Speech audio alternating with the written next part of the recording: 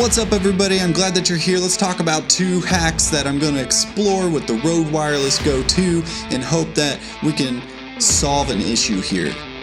Roll that intro. Oh, skip that intro.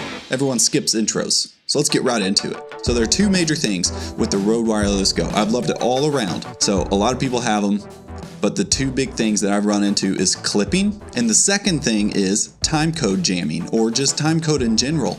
If you could do anything regarding timecode, that would save so much for me. So the first thing I'm wondering about for clipping, I know most of that comes from the mic, how much it can handle on the internal side, and if you get a lavalier and attach it to that, then it helps and you get a little more dynamic range, and I wonder how hard it is to clip then, but then you add in another mic that has its own sensitivity, and so you could be clipping from that mic. And most of the time when you're clipping, it's from the transmitter's mic. You can hit negative like 30 dB on the receiver all you want if it's plugged directly into your camera, but it don't matter, because if it's clipping from here from the mic, then that's not good, and that's where most of my clipping happens.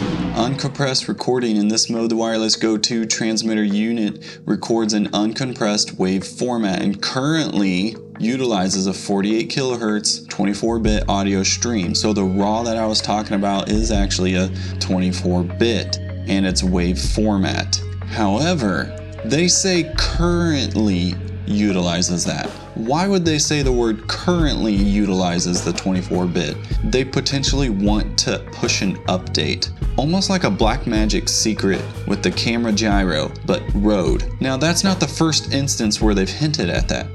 Over on this page, it says that there's an upscaled 32-bit floating format file, so when you export that, it's upscaling, great for compatibility with similar files in a DAW environment. That's the audio workstation. It also offers possibilities for feature expansion via future firmware updates. They just straight up said, guys, we could potentially change this in a firmware update. So it sounds like they're exploring that, and then they want us to think that, but nobody's really talking about this much.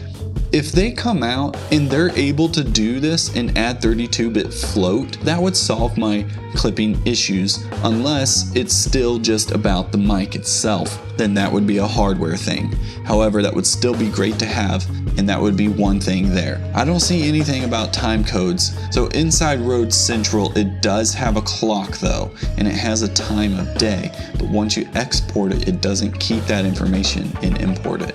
So I just did a documentary and I put these on some kids, and then of course they scream. In most of the screams, it actually handled it quite well, but then there are some that it's just like, dude, straight up clipping. So that would be really nice to be able to handle that. And I have the pad option turned on. I just wish you could like double pad or something else, but I've run into iZotope's RX Elements, and right now, at least at the time of recording this, it's only $100 for all of it. And if that D-clip solves it, then it's a $100 fix, and I don't need to keep looking at these other 32-bit float devices that aren't as versatile as this, and I can just accept what I have and then deal with those occasions and recover it. I usually have a shotgun mic as a backup, and so if I'm present in the scene when that recording happened, I can switch and just mix between the two. So right now that's my solution, but now I have the iZotope plugin that goes straight into DaVinci Resolve once you install the program. It's pretty cool. We should look at this. All right, I got a timeline proxy on. I know it looks a little weird, but this is it before it's declipped. F-14 Tomcat right behind us. Maverick said it. It's not what I am. See, that's really bad. Maverick said it, you know. Maverick said it. It's not right there. what I... So let's see what this plugin can do. I'm in here on the Fairlight, so I can go over and just add it in here. Here's the effect. I put it way down to close to like negative 12. Let's do quality high. So now let's see what it did. Yes. Maverick said it. It's not wow. what I... Did you hear that? Maverick said it. It's not what I am, but who I am. That's like really good. Holy moly. Okay, so declip works. I want to know if anyone can take this any further than what I've been able to.